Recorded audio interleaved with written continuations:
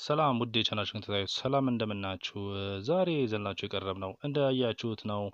የባንኮች የማበደር ገደብ ሊነሳ እንደሆነ መረጃዎች እየወጡ ነው። ሌሎችም የሚነሱ ገደቦች አሉ ተብሏል። ይህንን መረጃ እንግዲህ ያቀረቡልን የተለያዩ ሚዲያዎች ናቸው። ማለትም ለባንኮች እንደሚታወቀው የጥሬ ገንዘብ እጥረት እንደ ምክንያት ሲጠቀሱ የነበሩት አስገዳጅ የቦንድ ግዢና የብድር ገደብ የሚደነግጉ መመሪያዎች ናቸው እንደሚሻሻሉ የታወቀው። የኢትዮጵያ ብሔራዊ ባንክ ገዢ አቶ ማሞ ምህረቱ ለሁለት ቀናት ሲካሄድ በቆየውና ባለፈው አርብ ዕለት የተጠናቀቀውን የኢትዮጵያ ፋይናንስ ፎረም መክፈቻ ፕሮግራም ላይ ነው ይህንን የቦንድ ግዢዎችን እንዲፈጽሙ የሚያስገድዷቸው መመሪያዎች የሚሻሩ መሆኑን ያስታወቁት እና ከዚህ በተጨማሪ ደግሞ ባለፉት 2 ዓመታት በባንኮች ላይ ተጥሎ የነበረው የብድር ገደብ ላይ የሚነሳ መሆኑ ታውቋል።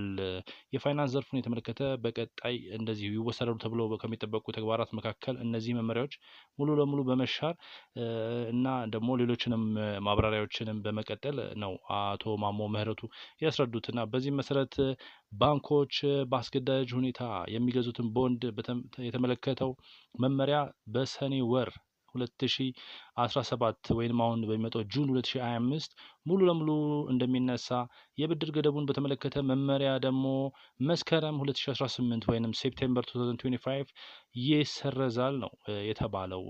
ባንኮች ለረጅም ዓመታት በተለያዩ መመሪያዎች አስገዳጅነት ቦንድ ሲገዙ እንደነበር የሚታወስ ሲሆን ከለውጡ በፊት ባንኮች ከሚሰጡት ብድር 27 በመቶ በማስላት ለልማት ባንክ ቦንድ ግዢ እንዲያውሉ ይገደዱ ነበር። ይህንን መመሪያ ለማስቀረት ነው በተደረገ ጥረት ተሽሮ ነገር ግን ባንኮች ቦንድ ግዢ እንዲፈጽሙ የሚያስገድድ ሌላ መመሪያ ተግባራዊ ተደርጎ ነበር።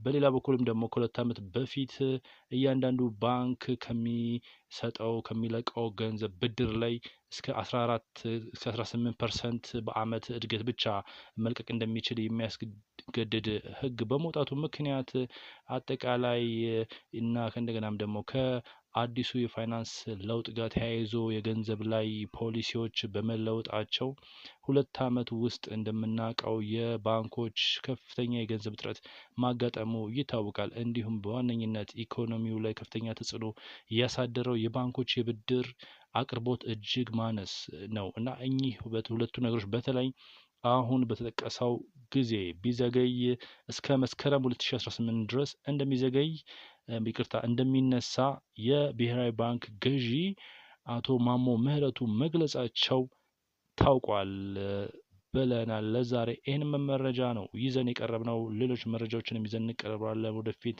ቻናላችንን ሰብስክራይብ በማድረግ እንዳያመልጣችሁ እንድታደርጉ እናሳስባለን። ሰላም።